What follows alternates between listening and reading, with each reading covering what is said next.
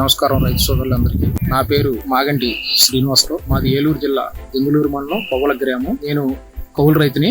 6 ఎకరాల భూమిని కౌలుగా చేస్తున్నాను.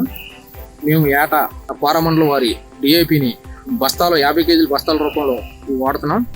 కానీ మనకి కోరమండల వారు గ్రోమర్ కంపెనీ వారు వచ్చి అలా కాకోకుండా లిక్విడ్ రూపంలో నానో డిఏపి అని కొత్తగా లీటర్ ఎకరానికి 2 సార్లు స్ప్రే చేయాలని చెప్పారు. మేము వాళ్ళు చెప్పినప్పుడు కొద్దిగా అపోహపడ్డాం. అంటే మనం 50 కేజీలు బస్తా వేస్తున్నాం, ఈ లీటర్ లిక్విడ్ రూపంలో పనిచేయదో అని అపోహపడ్డాం. 15 రోజుల నుంచి 18 రోజులు లోపల మధ్యలో ఒకసారి స్ప్రే చేసాం. రిజల్ట్ బాగానే ఉంది. మళ్ళా రెండోసారి 30 రోజుల నుంచి 33 రోజు మళ్ళా రెండోసారి స్ప్రే చేసాం. చేసిన 6 రోజులకి దాని పనితనం కనిపించింది. అంటే చేలో గ్రోత్ రావటం గానీ, గోధుమ కలర్ లోకి చేను మారటం గానీ, నెక్స్ట్ పిలకలు బాగా చేయటం గానీ, చేను మనం వాడిన నానో డిఏపి వాడిన పొలానికి చాలా తేడా కనపడుతుంది.